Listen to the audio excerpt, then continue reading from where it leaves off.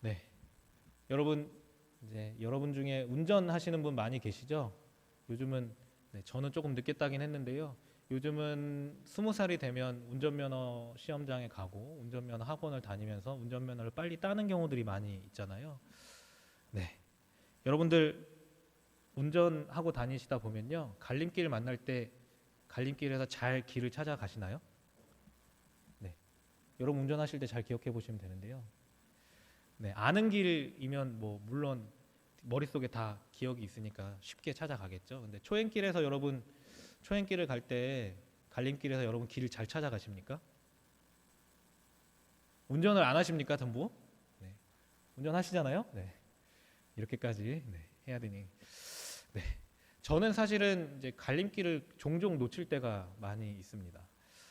그래서 제가 길치는 아닌데 제가 아는 길이 아닐 때 종종 그 갈림길에서 갈림길을 놓쳐서 먼 길을 다시 돌아온다거나 먼 길을 돌아서 목적지를 간다거나 하는 일들이 조금 있습니다.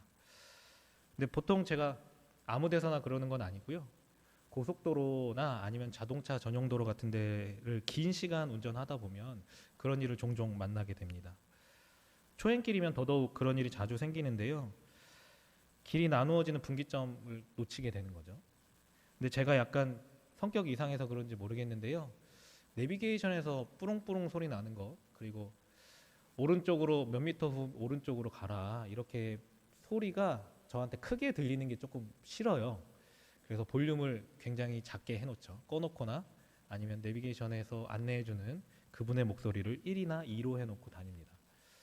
그래서 수시로 제가 내비게이션 그림을 보면서 확인해요. 그래서 조금 미리 길을 좀 빠져나가야 된다 그러면 미리 나가서 바깥쪽 차선에 있고 그러는데요. 그럼에도 불구하고 소리가 들리지 않으니까요, 종종 놓치게 됩니다. 그리고 긴 길을 꽤 오랜 시간 동안 운전하다 보면 그런 일들이 더 자주 일어나는 것 같아요. 멍하니 가다가 소리가 안 들리니 그림을 보지 않고 딴 데로 돌아가게 되는 거죠. 그래서 갈림길이나 어떤 분기점을 만날 때는 정신을 바짝 차리고 내가 가야 할 곳을 인지하는 게 굉장히 중요하다는 생각들을 가끔 하게 됩니다. 2, 30분 늦게 도착하는 일도 있고 해서요. 이 분기점 이야기를 왜 하냐 하면 오늘 이야기 또 역사의 분기점을 이루는 장면이 아닐까 하는 생각을 가지면서 묵상을 해봤기 때문입니다. 오늘 여러분들 함께 읽으셨죠? 함께 읽은 본문은 어디죠? 누가복음 이야기. 그 중에서도 예수님의 탄생을 앞두고 사가랴가 하는 예언의 내용들을 담고 있는 부분입니다. 사가랴의 창가라고 부르기도 하는데요. 찬양의 내용을 담고 있습니다.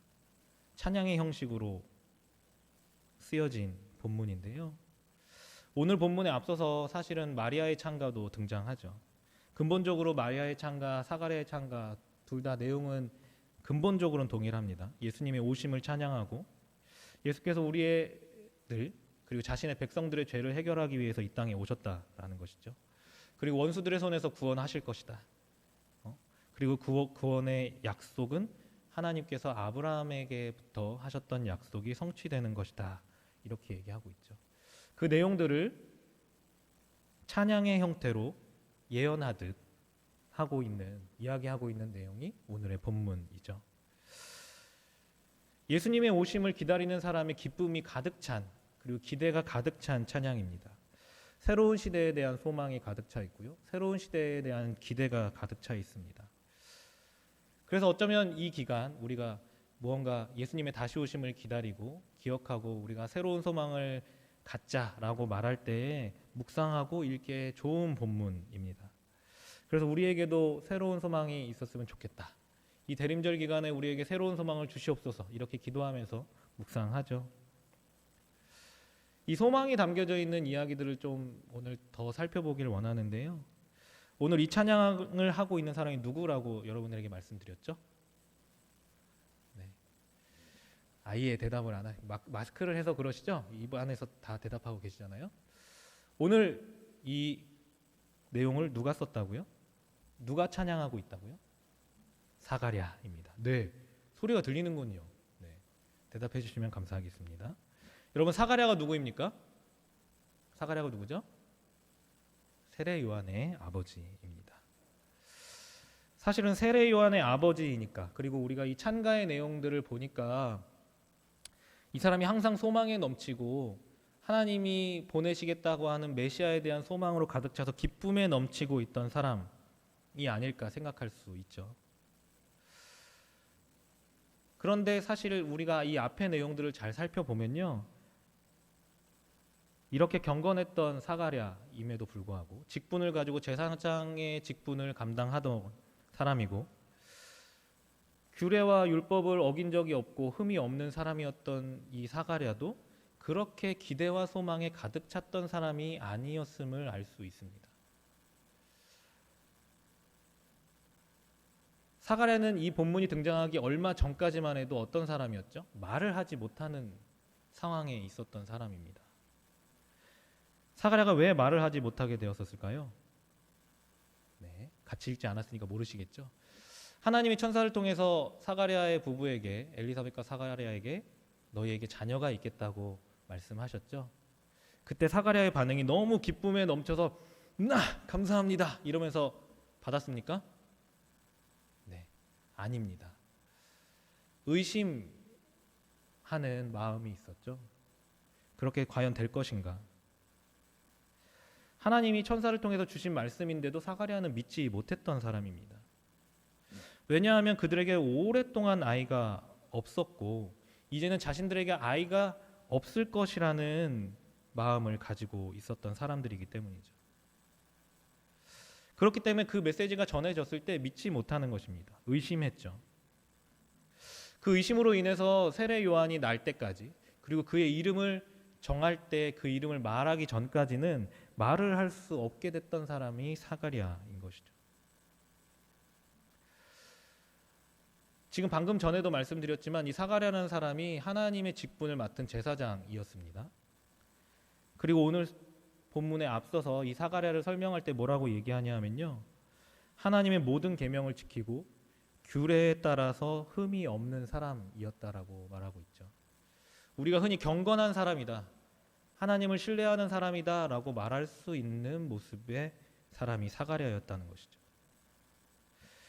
그럼에도 불구하고 천사를 통해 주어진 하나님의 말씀을 신뢰하지 못하고 있었다는 것이죠.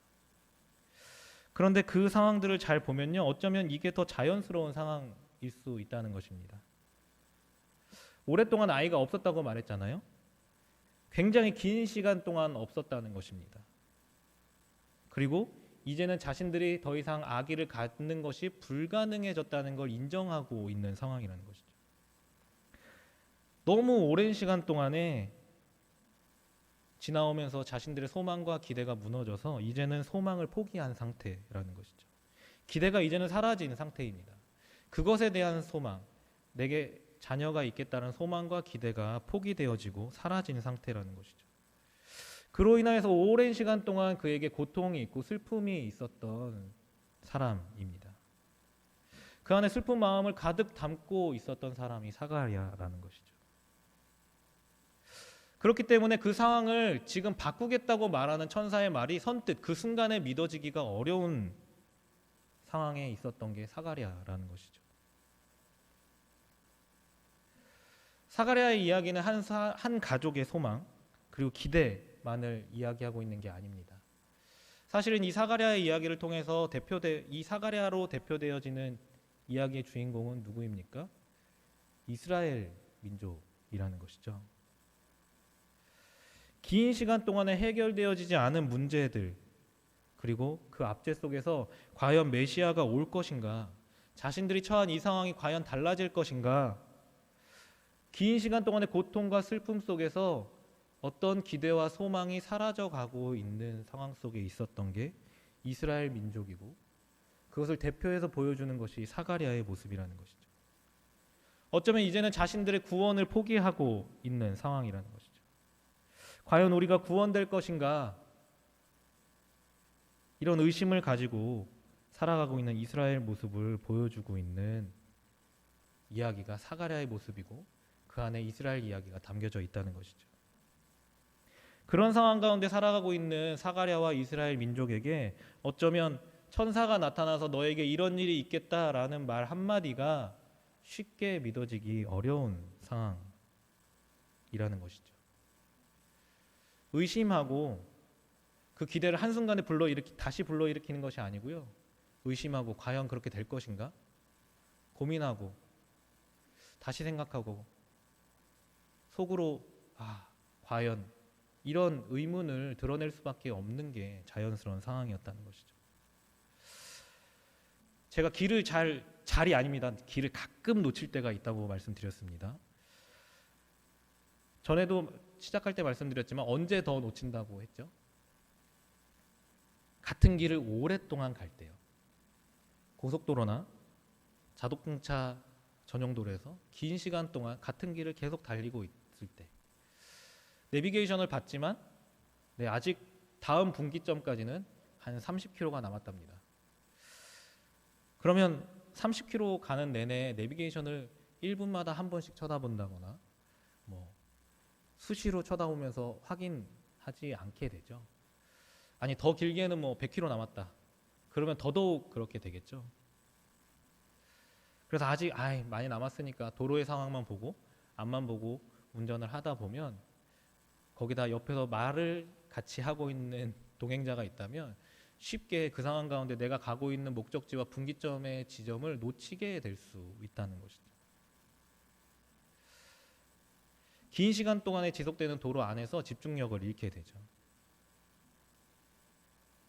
여러분들은 혹시 어떠십니까? 자동차 이야기를 해서 좀 안 와닿을지 모르겠지만 혹시 여러분들 안에 오랫동안 소망하고 있고 기대하고 있던 내용들이 혹시 있으십니까? 여러분들이 기대하고 소망하고 있던 그 내용들이 속히 이루어지셨습니까? 여러분들의 기대와 소망이 여러분들 삶에 이루어져서 너무 기쁨이 넘치고 계십니까? 그런 분들이 계시다면 너무 감사한데요. 혹시 오랜 시간 동안 소망했던 일들, 오랜 시간 동안 기대했던 일들이 이루어지지 않는 상황 가운데 계신 분들이 혹시 계십니까? 그 상황 가운데 그 마음은 혹시 어떠십니까? 그 시간이 점점점 길어지면 길어질수록 여러분 그 소망이 점점 더 커지던가요? 그 기대가 점점 더 커지던가요? 내가 소망하고 있는 기업에 취업을 준비하고 있고 그 시험을 2년, 3년째 보고 있는데 여러분 내가 그 회사에 들어갈 거라는 기대감이 더 커지십니까? 나에게 무언가 새로운 일이 있었으면 좋겠다. 그런데 그게 2, 3년 동안 일어나지 않고 있다면요? 여러분 그 일에 대한 소망이 점점 더 커지는 게 정상입니까? 아니요, 해결되어지지 않고 기대하고 있던 이 상황들이 이루어지지 않는 것 때문에 사실은 고통스럽고 슬픔이 가득하게 되는 게 정상적인 반응이라는 것이죠. 우리가 처해 있는 이 코로나 상황은 또 어떻습니까? 이 상황이 곧 끝날 거라고 기대했죠, 처음에. 그런데 생각보다 꽤 길어졌습니다. 이 기간이 길어지면서 낙관적인 이야기들이 종종 나오긴 하지만 그 얘기들을 들을 때마다 최근에 여러분들의 반응은 어떠십니까? 과연 끝날까? 진짜 이번에 끝날까? 또 더 되겠지. 혹시 이런 마음으로 살아가고 있지는 않으십니까? 어쩌면 이 시간들이 언제까지 지속될지 모르겠다고 생각하면서 코로나 상황이 급변화해져서 내가 무언가를 소망해야지, 기대해야지 이런 것들을 포기하고 있는지도 모릅니다.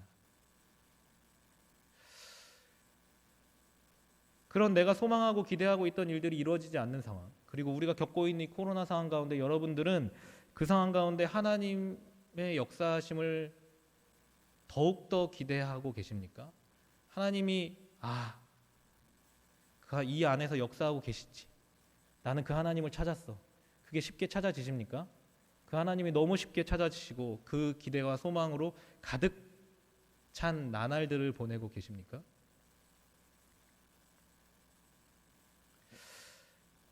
이런 상황 가운데 예수님이 우리 가운데 오시고 그 문제를 해결하시고 구원하실 것이라는 믿음이 쉽게 여러분들 삶에 가져지시던가요?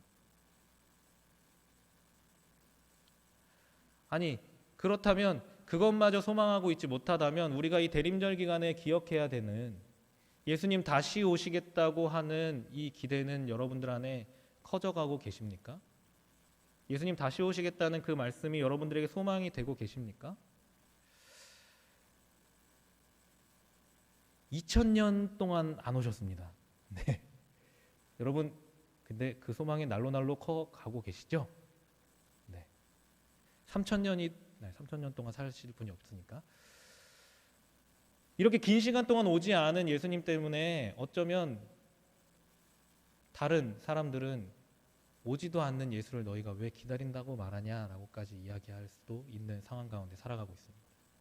과연 내가 살아가고 있는 동안 예수님 오실까? 이런 것들이 우리의 생각 중에, 은연 중에 있죠.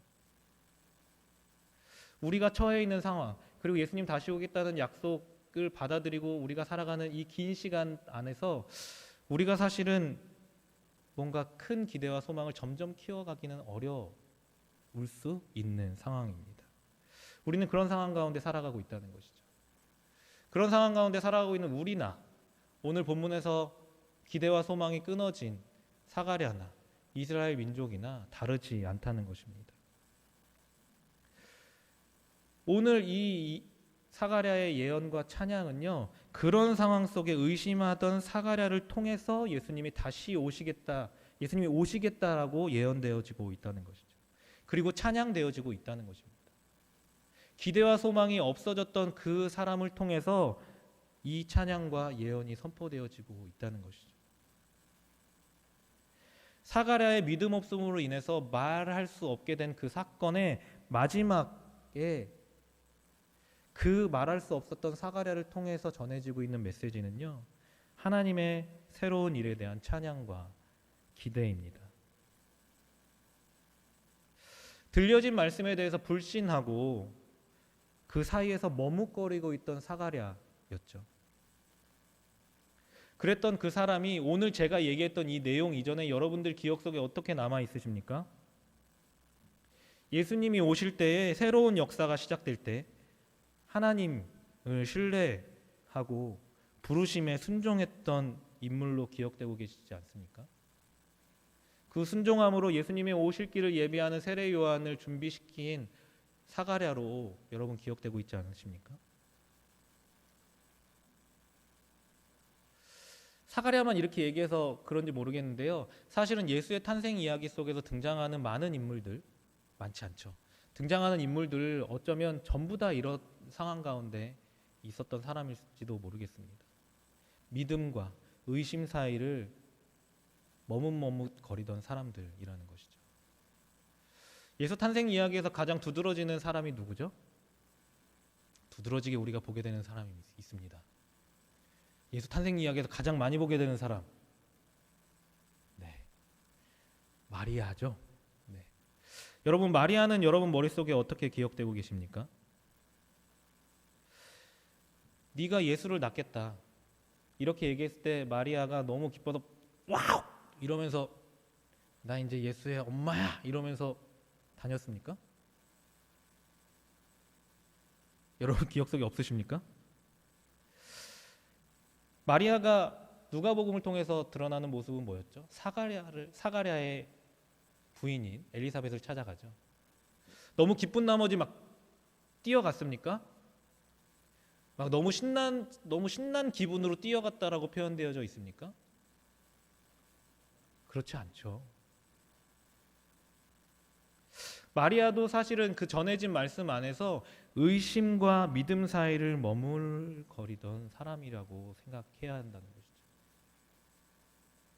하지만 그 말씀 안에서 들려진 그 말씀을 따라서 정말 그럴까 엘리사벳을 찾아가고 그 순간에 성령을 통해서 전해진 찬양을 하게 되는 것이죠. 머뭇거리는 사이 안에서 의심이 있고 아직 오락가락하지만 믿음의 결단을 가지고 나아가는 것이죠. 말씀하신 곳으로. 어떤 그 순간에 큰 믿음과 결단이 서서 한순간에 결단하고 이거지 그러고 뛰어가서 모든 소식을 전했던 것이 아닙니다. 그들에게 전해진 메시지 안에서 의심이 있지만 하나님께서 주셨다는 믿음도 있는 것이죠. 그 사이 안에 머뭇거리고 있지만 그들은 다시 하나님을 신뢰하기로 결단한 것입니다. 그래서 그 신뢰, 그 결단을 확신시켜줄 그 자리를 찾아가는 것입니다. 그리고 세례 요한이 날 때까지 사가랴가 기다리는 것이죠. 그들이 그렇게 할 수 있었던 이유는 무엇입니까? 마리아가 끝까지 예수님을 낳을 수 있었던 이유, 사가랴가 예수님이 나시겠다고 예언하고 찬양할 수 있었던 이유는요, 우리가 믿음과 의심 사이를 오락가락하는 그 사이사이마다 우리에게 주신 하나님의 말씀을 기억하고 하나님께서 우리에게 주셨던 은혜를 기억하고 그 은혜의 자리와 말씀을 확인하기 위해서 그 자리에 섰다는 것입니다. 오랜 시간 동안 기대와 소망이 무너졌던 그 자리를 한순간에 박차고 일어난 게 아니라고 하는 것입니다. 아직까지 두려움이 남아있고 의심이 남아있지만 그 사이에 말씀과 은혜를 붙잡았다는 것입니다. 사실은 제가 운전 얘기를 하면서 분기점 얘기를 했는데요. 분기점을 놓치는 이유가 무엇입니까? 분기점을 놓치는 이유가 무엇일까요? 사실은 그 사이사이마다 분기점이 어디 있는지 계속해서 메시지가 주어지죠. 내비게이션을 통해서도 계속해서 몇 미터가 남았다고 나오고요. 소리를 통해서도 알려줍니다. 아니, 내비게이션이 없다고 칩시다. 없는 사이 안에 그냥 분기점이 어느 순간 탁 나타납니까? 아니죠. 이정표라는 게 나타납니다. 이정표를 통해서 다음 분기점이 몇 킬로 남았다. 어떤 분기점 몇 킬로 남았다. 얼마나 더 가야 된다. 계속해서 알려주고 있습니다. 그런데 그것은 그 사이사이에 있는 수많은 메시지들과 수많은 이정표들을 놓치고 있기 때문에 그 분기점을 놓친다는 것이죠. 우리가 기대와 소망, 예수님이 다시 오실 것이라는 기대와 소망, 나의 상황 가운데 일하실 것이다, 그리고 역사하실 것이라는 소망을 가질 때 그 시간이 길어지면 길어질수록 우리 안에 의심이 있을 수 있고 두려움이 있을 수 있습니다. 그럼에도 불구하고 하나님께서 말씀하시는 그 갈림길에서 하나님께서 말씀하시는 그 길을 선택하는 방법은 무엇입니까? 계속해서 중간중간 우리에게 주어지는 이정표, 우리에게 주어지는 메시지들을 기억해야 한다는 것이죠. 계속해서 그 중간에 하나님께서 우리에게 주시는 말씀이 있습니다. 그것들을 기억하기 위해서 그것들을 끝까지 우리에게 소망과 기대를 붙잡고 갈 수 있게끔 우리를 인도하는 이정표가 있다는 것이죠. 그것들을 계속해서 발견해야 한다는 것이죠. 우리가 이정표를 봐야 하는 것입니다. 우리의 상황 가운데, 우리의 어려운 상황 가운데, 우리의 기대가 무너진 그 상황 가운데 사실은 우리에게 날마다, 때마다 작을 수 있지만 우리에게 하나님께서 주시는 말씀이 있고 우리에게 주어진 은혜가 있는 것들을 기억해야 한다는 것이죠. 그 가운데 우리에게 다음 분기점, 다음 일이 언제 일어날지 계속해서 말씀하고 계시는 하나님을 발견해야 한다는 것입니다. 그 이정표를 발견할 때마다 다시 한번 정신을 차리고 결단해야 한다는 것이죠. 그래야지만 우리가 하나님이 예비하신 길로, 하나님의 길로, 하나님께서 새로운 역사를 이뤄가실 길로, 하나님께서 새로운 일을 이뤄가실 길로 들어설 수 있다는 것입니다. 과연 예수님이 오실 것인가? 과연 우리 상황 가운데 예수님께서 역사하실 것인가? 나에게 역사하실 것인가? 우리에게 역사하실 것인가? 이런 의문과 의심이 들 때마다 믿음을 아직 포기하지 않았다면 우리는 우리에게 그 갈림길까지 가는 중간중간마다 주시는 하나님의 말씀을 기억하고 그 말씀을 따라 살기로 결단하는 것이 필요하다는 것입니다. 그렇게 결단할 때 우리가 그 분기점에 가서 만나는 것은 새로운 이정표고 분명한 이정표이며 우리가 예수님의 길을 선택할 수 있는 이정표인 것입니다. 우리에게 작지만 계속해서 주어지는 말씀을 계속해서 붙잡고 작은 은혜이지만 붙잡고 예수님의 길을 따라가기로 결단하고 나아갈 때마다 우리를 하나님의 온전한 길로 인도하실 것입니다. 여러분, 그 길로 나아가길 원하십니까? 여러분, 그 길로 나아가길 원하십니까? 그러면 우리가 날마다 우리에게 때마다 우리에게 주어지는 하나님의 말씀과 그 음성에 순종하며 나아가는 저와 여러분이 되기를 소원합니다.